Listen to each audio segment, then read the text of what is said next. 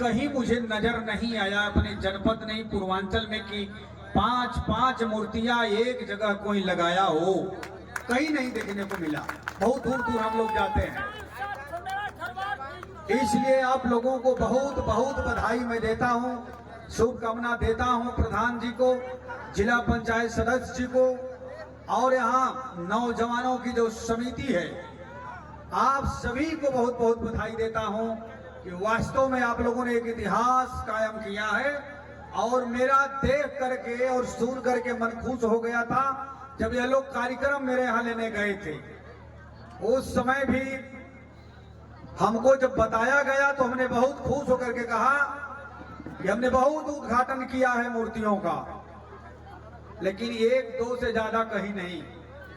लेकिन आप लोग ये 5-5 जो हमारे आदर्श हैं, जो संविधान देने वाले हैं, ऐसे महापुरुषों का मैं नाम पढ़ देता हूं। तथागत बुद्ध जी और माता सावित्रीबाई फूले जी, पृथ्वीराज चौहान जी, डॉक्टर भीमराव अंबेडकर जी, सरदार वल्लभ भाई पटेल जी जैसे मूर्ति का आज अनावरण हुआ है।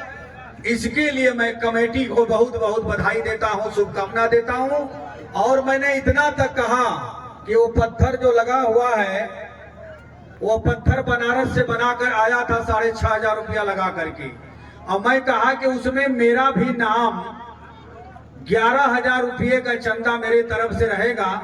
जो आप लोग कहीं भी अगर लिखते हैं कि कोई 5,000 दिया, कोई 10,000 दिया, कोई कितना दिया, तो मेरा भी नाम ये महान पुरुषों के मूर्ति के जहां लगेगा और मेरा छोटा सा उपहारा भी ले लीजिएगा।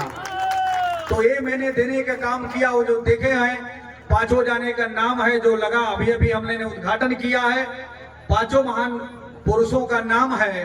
वो पत्थर देने का भी काम किया और 11,000 रुपया चंदा देने के काम किया। और हमारे राम के स्मरिका जी ने बताया कि यहाँ पर बड़ी वाली लाइट जो आती है 5 लाख रुपए का, आप लोगों के मर्जी होगा, क्योंकि ये हमको ये जमीन कैसी है उस पर थोड़ा प्रधान जी, जिला पंचायत, इधर के नेतागण हमारे सभी दल के मिल करके आप लोग थोड़ा बैठिए मेरे साथ, तो उसमें बड़ी वाली लाइट तो भी आएगा और साथ साथ बड़ा एक हाल दूंगा बारात घर जैसे कि यहाँ पर लोगों का आने और जाने का एक भव्य हैवी तरीके से बारात भी अगर कोई रखना चाहेगा तो उस बारात भी रख लेगा। वैसा शौचालय से लेकर के हर व्यवस्था, हैंड पाइप से लेकर के पूरी माने ऐसा दिया जाएगा कि ये लोहरा के धरती पर ये लगेगा कि नहीं, वहां ही कार्यक्रम किया जाएगा, वो सबसे अच्छा होगा। तो अगल बगल वाले कार्यक्रम यहाँ करने आएंगे। इस तरीके से मैं देने के तैयार हूँ, कहीं से कभी छोड़ने का नहीं है। तो आप लोग हमारे साथ बैठेंगे और इसके बारे में, चाहे वो सीसी रोड बनवाना हो, चाहे इसकी बाउंड्री भी कराना हो, आप तो थोड़ा सा मांगे हैं हमसे कि थोड़ा लाइट माने क्या होता है जी, लाइट से कुछ नहीं होगा, यहाँ बढ़िया बाउंड्री हो जाए। क्योंकि कोई भी आजकल इतना हरामजादे लोग आते हैं ना कि मूर्तियां तोड़ के भाग जाते हैं, देखे हैं कि नहीं आप लोग? कहीं बाबा साहब के मूर्ति तोड़ के भाग जाते हैं तो लगाने में दिक्कत होता है। तो हम लोग सुरक्षित करेंगे, बाउंड्री बना करके, तो ठीक रहेगा कि नहीं रहेगा? कोई नहीं आ पाएगा। और उसी बाउंड्री में हम लोग बढ़िया एक बारात घर भी दे दें अच्छे तरीका से। इसके बाद उसमें बड़ा सा हाई मास्ट लाइट लगा लगेगा तो देखने में सुंदर लगेगा कि नहीं लगेगा? तो ये सब सभी काम होगा, आप लोग कतई मत सोचिएगा। जो कि मैं पहला बार देखा हूं कि इतना बढ़िया आप लोगों ने काम किया है, इसलिए मेरा मन बहुत खुश है। और देने के लिए एकदम छप्पर फाड़ के जो जो ये समितियां मांगेगी वो काम आपके भाई, आपका बेटा छोटे लाल सरवार करके दिखाएगा। आप लोग मिलेंगे, ओपन जिम में बिल्कुल भी हो जाएगा, ये भी हो जाएगा। जिम का भी काम हमारे युवा है। और हमारे एक भाई कुशवाहा जी, क्या नाम था उनका, जो रविंदर जी, आपने कहा रहा था कि मैं 35 फिल्म का शूटिंग किया था। अरे गांव फिल्म हम लोगों के साथ भी शूटिंग हो गया होता, बताइए। आप कहाँ कहाँ जाकर करते हैं। एक बार बैठिए साथ में, आप युवा हैं, हम आप लोगों की बात एकदम पहुंचाऊंगा हर तरह से। और जो आपने मिनी स्टेडियम के लिए कहा था, एकदम जमीन तलाशिए, मैं सब तैयार हूं करने के लिए। और जितना हो सकेगा, आप जानते हैं कि मैं लड़ाकू हूं, सड़क से लेके सदन तक लड़ने वाला है आपका भाई, आपका बेटा है छोटे लाल खरवार, तो लड़ेगा और हर तरह से काम जो करने लायक होगा मैं करूंगा। आप बैठिए मेरे साथ, आपका भी काम होगा। पहला बात आप मैं बता रहा हूं कि आज का यह पावन अवसर केवल मूर्ति उद्घाटन का नहीं, बल्कि उन महान विभूतियों के आदर्शों को पुनः स्मरण करने और उन्हें अपने जीवन में उतारने का भी है। हम सब यहाँ एकत्रित हुए हैं उन महापुरुषों तथागत गौतम बुद्ध जी, डॉक्टर भीमराव अंबेडकर जी, माता सावित्रीबाई फूले जी, सरदार वल्लभ भाई पटेल जी व पृथ्वीराज चौहान जी को नमन करने के लिए, जिन्होंने अपने विचारों, त्याग, संघर्ष और कार्यों से भारत के इतिहास को गौरवशाली बनाया। तथागत गौतम बुद्ध जी सबसे पहले हम स्मरण करते हैं तथागत गौतम बुद्ध जी का, जिनकी जयंती 31 मई को मनाई जाती है, जिन्होंने मानवता को करुणा, अहिंसा और मध्य मार्ग का संदेश दिया। उनका यह उपदेश कि आप दीपो भव, अर्थात स्वयं अपने दीपक बनो, आज भी हमें आत्मनिर्भरता और आत्मज्ञान की राह दिखाता है। बुद्ध शरणम बुद्धम शरणम गच्छामि, अर्थ मैं बुद्ध ज्ञान और जागरूकता के प्रतीक की शरण में जाता हूँ। धम्म शरणम गच्छामि, अर्थात मैं धम्म, सत्य और धर्म और सही मार्ग की शरण में जाता हूँ। संघ शरणम गच्छामि, अर्थात मैं संघ, संतों, साधु, बौद्ध भिक्षुओं की शरण में जाता हूँ। डॉक्टर भीमराव अंबेडकर जी ने धम्म को अपनाया और समाज को एक नई दिशा की। उन्होंने कहा था कि धर्म वही है जो मनुष्य को स्वतंत्रता, समानता और बंधुत्व का मार्ग दिखाए। उनका जीवन इस बात का प्रमाण है कि धर्म समाज में न्याय और समानता स्थापित करने का सबसे बड़ा माध्यम है। धर्म हमें यह सिखाता है कि सत्य बोले, किसी के साथ अन्याय न करें, सभी के प्रति दया और करुणा रखें और अपने जीवन को सदाचार से भरें। आज के समय में जब समाज के विचार विभाजन, हिंसा और असमानता बढ़ रही है, धम्म की आवश्यकता और भी अधिक हो गई है। धम्म हमें जोड़ता है, हमें इंसान बनाता है और हमें एक बेहतर समाज की ओर ले जाता है। डॉक्टर भीमराव अंबेडकर जी, इसके पश्चात हम श्रद्धा से नमन करते हैं डॉक्टर भीमराव अंबेडकर जी को। बाबा साहब भीमराव अंबेडकर जी का जन्म 14 अप्रैल को बहुत धूमधाम से मनाया जाता है।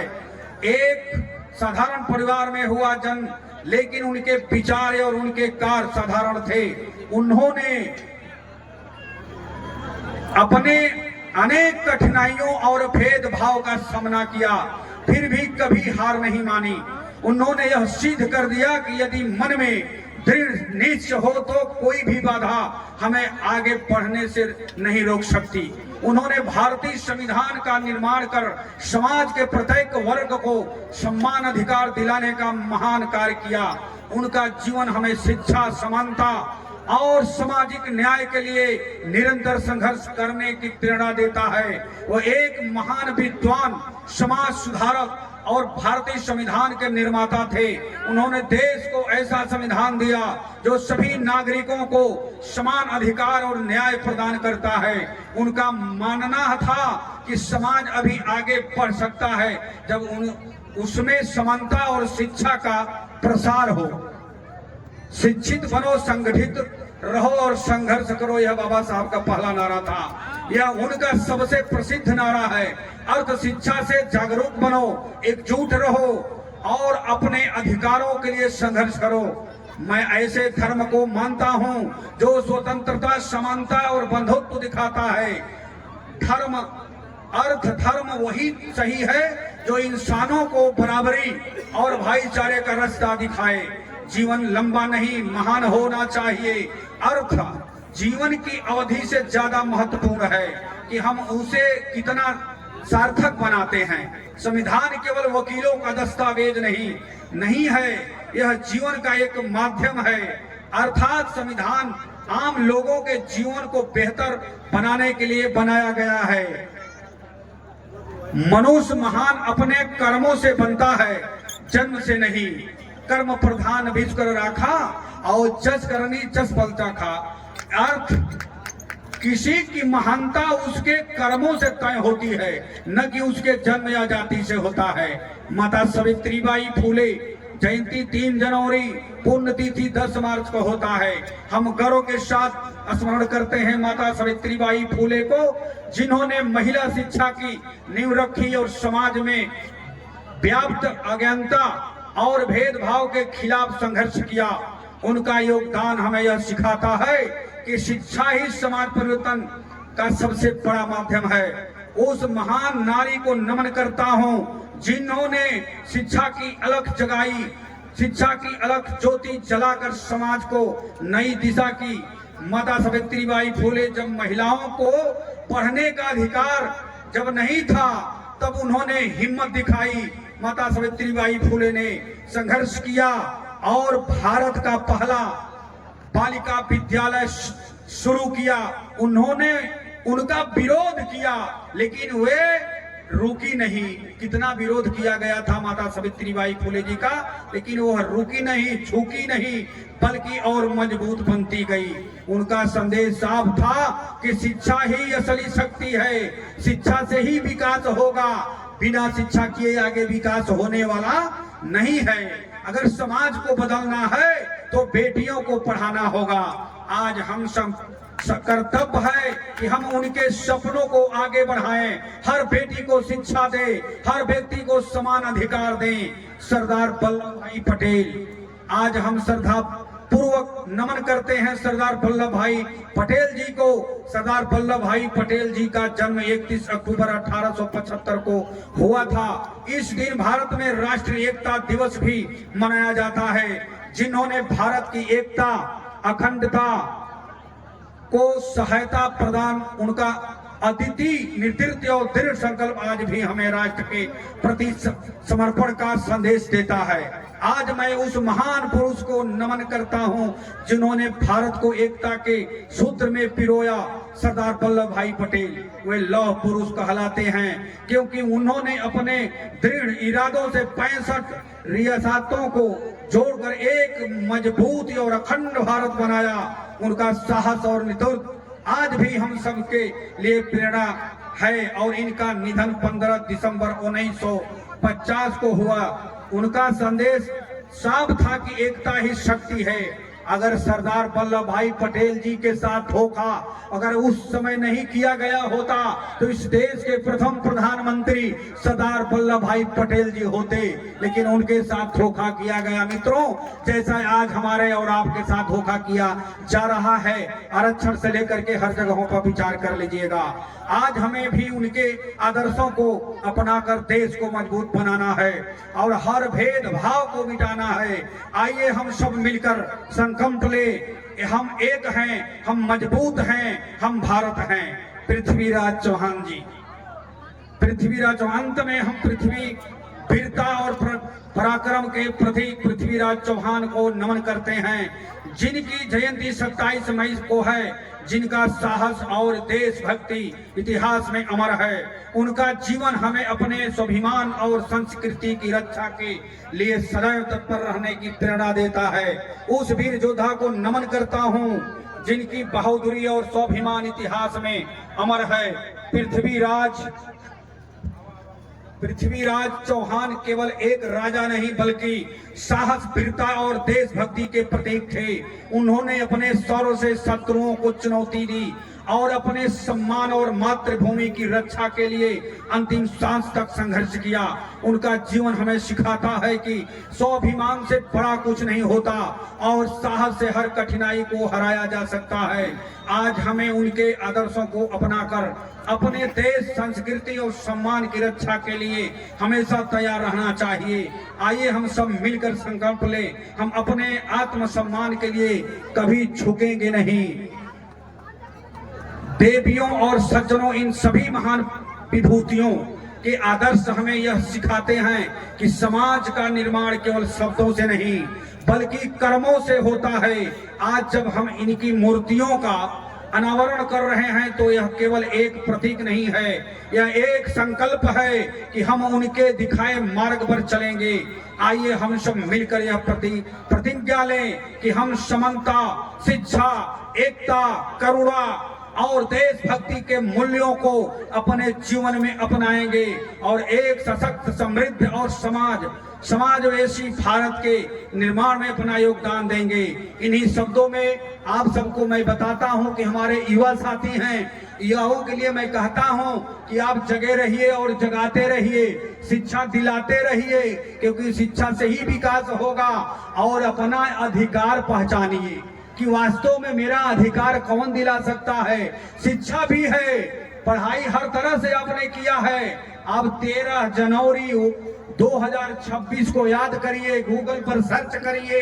किसी जनवरी माह में एक सुप्रीम कोर्ट ने फैसला दिया था कि हमारे पिछड़ी जाति के बच्चा, लड़की हो चाहे लड़का हो, पढ़ लिख करके अगर मेरिट बढ़िया निकाल लेगा तो सम्मान सीट में भी वो नौकरी पाएगा, उसे कोई नहीं रोक सकता। लेकिन वह रोक दिया गया कि तुम 27% आरक्षण पाते हो, तुम उसी में खाली रहो। ठीक उसी प्रकार से हमारे अनुसूचित जाति के बच्चों के साथ, बच्चियों के साथ हुआ है कि आप 21% आरक्षण पाते हो, आप 21% में ही खाली रहो, आगे आप नहीं बढ़ सकते, वहां उनको बांध दिया गया है। उसी प्रकार से हमारे आदिवासी समाज को भी बांध कर रखा गया है कि 5% आपको 2% मिलता है, आबादी के आधार पर मिलता है, तो आप उतना ही में रहो। आपका बेटा कितना हो बढ़िया पढ़ लेगा, अगर वो सम्मान जाति के लड़का से भी बढ़िया पढ़ लेगा, बढ़िया मेरिट भी निकाल लेगा, तो उसको सम्मान वाले में नौकरी नहीं मिलेगा। हम अपने महापुरुषों को मूर्ति लगाते हैं जगाने के लिए, उनके मार्ग पर चलने के लिए। अब कहिया जगेंगे, कब अधिकार लेंगे? हम लोगों ने सदन के माध्यम से मांग भी किया और कहा सरकार से कि अब लागू करो। सुप्रीम कोर्ट ने यह दिखाया है कि अगर हमारा बच्चा SC ST OBC का अगर पढ़ लिख करके मेरिट बढ़िया निकाल लिया है तो समान जाति में भी नौकरी पाएगा, उसे कोई रोकने वाला माई कलाल नहीं है। लेकिन इन लोगों ने रोक करके रखा है। कोई क्यों रखा है? थोड़ा बढ़ जाए दादा, क्यों रखा है भाई? हम अपना अधिकार कहिया लेंगे, यह पहचानने की जरूरत है। हमारे समाज अनुसूचित जाति का भी वहां भी लड़का रहेगा, विधायक रहेगा, मंत्री रहेगा, तो बोलने लायक नहीं है। वहां पिछड़ी जाति का भी बच्चा रहेगा, सांसद रहेगा, विधायक रहेगा, मंत्री रहेगा, वहां बोल नहीं पाएगा। हमारे दलित भाई का भी रहेगा, चाहे आदिवासी का रहेगा, नहीं बोल पाता है। एक बार मैंने जब 14 में जीता था तो बोलना शुरू किया तो 19 में हमारा टिकट काट दिया गया। आप बताइए ना कि 2 लाख से जीतने वाले व्यक्ति को टिकट क्यों काटा गया? क्योंकि मैं दलितों का मुद्दा उठाया, संविधान का मुद्दा उठाया, पिछड़ों का मुद्दा उठाया, तो लोगों ने कहा कि यह दलितों, आदिवासियों, पिछड़ों का नेता बन रहा है, इसे टिकट काटा जाए। कोई मेरी गलतियां बता दे, आज तक इस्तीफा मैं दे दूंगा। लेकिन यहाँ तक प्रताड़ित किया गया कि एक कमकर कहाँ रहे, जात का खरवार भी नहीं है। हाई कोर्ट तक लोग लड़ा रहे हैं, क्या क्या प्रताड़ित कर रहे हैं। जिस प्रकार से बाबा साहब के साथ धोखा किया गया, उसी प्रकार से आज हम लोगों के साथ धोखा किया जा रहा है। तो इसको पहचानने की जरूरत है। पहचानिए मेरे मित्रों। आप विधायक, सांसद तो एक बन सकता है, हमारे जाति को हम जाति समझ के उसको वोट दे देंगे। विधायक रहेगा, मंत्री भी रहेगा, लेकिन वह सरकार जो आरक्षण खाती है, जो बाबा साहब को उल्टा सीधा बोलता है सदन में, उसके खिलाफ बोलेंगे नहीं, आवाज उठाएंगे नहीं। तो कौन उठाएगा? अगर संविधान खत्म हो जाएगा तो एक छोटे लाल जैसे गवैया बजवैया आदमी गरीब झुग्गी झोपड़ी से गांव सभा से सड़क तक आया है, लोकसभा तक आया है, तो क्या उठा पाएगा? क्या खत्म हो जाएगा संविधान तो हम आ पाएंगे? अरे पढ़ाई में, शिक्षा में, यूनिवर्सिटी में देखिए 45 देश में यूनिवर्सिटी है, वहाँ हमारे पिछड़े बच्चों को, दलितों को, आदिवासियों को कैसे मारा जाता है। जब कानून आया तो कैसे ये लोग विरोध किए, क्या क्या नहीं किए, बताइए ना हमको।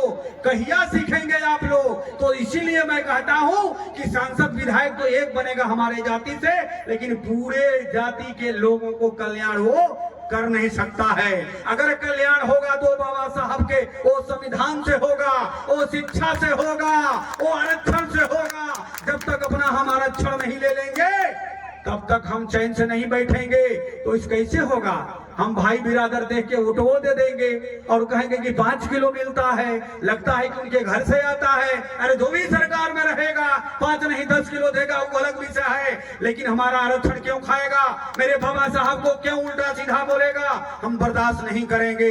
जिस प्रकार से अंग्रेज यहाँ आए थे और अत्याचार जुल्म किया था, उसी प्रकार से अपने अनुसूचित जाति के बच्चों से, आदिवासियों के बच्चों से और पिछड़ी जाति के युवाओं से सबसे अपील करता हूं कि जैसे ही अंग्रेजों को भगाया गया था, वैसे आप जब तक नहीं इन लोगों को भगाएंगे तब तक संविधान सुरक्षित नहीं रह सकता, आरक्षण सुरक्षित नहीं रह सकता, हम जब सुरक्षित नहीं रह सकते। इसलिए जब देश गुलाम था, देखिए उस समय के बच्चे हमारे नौजवान साथी थे, हमारे आप जैसे थे, उस समय तो ऐसा ही न रहना जागने की सब गलत काम कर रहे हैं अंग्रेज वाले, तो उस समय भी जग गए थे कि अपना अधिकार लेना है। तो इसलिए उन्होंने कहा था कि जब देश गुलाम था, गुलामियों के जंजीरों में जकड़ी हुई भारत मां कराह रही थी, तब हमारे देश के क्रांतिकारी रणबांकुरे जवान सिपाहियों ने इस वतन के बलवेदी पर आत्माहुति दे करके इस देश को आजाद करवाया था। वही पश्चिम बंगाल के धरती से नेता सुभाष चंद्र बोस ने ललकारा था, अरे हिंदुस्तानियों तुम मुझे खून दो, मैं तुझे आजादी दूंगा। वही बिहार झारखंड के धरती से लीलांबर पीतांबर सिंह खरवार की तलवार हुंकार भर रही थी, अरे अंग्रेजों भारत छोड़ो, वरना ये तीर धनुष गुटका गुलेल तुम्हारे जबड़े में उतार दी जाएगी। तमाम लोगों ने जान के बाजी लगा करके इस देश को आजाद करवाया अपना हक अधिकार लेने के लिए। आज हमारा संविधान भी छीना जाएगा, हमारा आरक्षण भी छीना जाएगा, क्यों नहीं लागू होता है?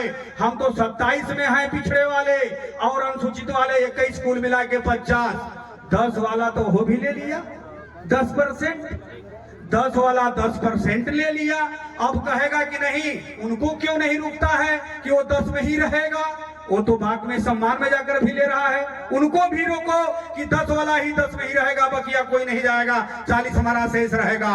जब 10 वाला जा सकता है 40 में लेने के लिए हिस्सा, तो का 90 वाला हिस्सा नहीं लेगा, 40 में लेगा कि नहीं लेगा? तो अब बदला लेने का समय आ गया है। तो इसलिए आपसे मेरा निवेदन है कि जिस प्रकार से अंग्रेजों को भगाया गया, उसी प्रकार से जो हमारे आदिवासियों के साथ, दलितों के साथ, पिछड़ों के साथ अन्याय कर रहा है, उसे भगाओ और अपना अधिकार जम करके लो। यह मैं कहूंगा। समय बहुत ज्यादा हो गया है, बिरहा का समय हो गया है, इसलिए आप लोगों को एक बार आए हुए अपने जितने भी यहाँ हमारे नौजवान साथी हैं, मातृशक्ति हैं, महानुभाव हमारे जितने लोग अभिभावक हैं, मंच पर बैठे ममता सिंह सभी पदाधिकारियों को हार्दिक अभिनंदन वंदन में स्वागत करता हूँ। जय भीम, जय समाजवाद, धन्यवाद।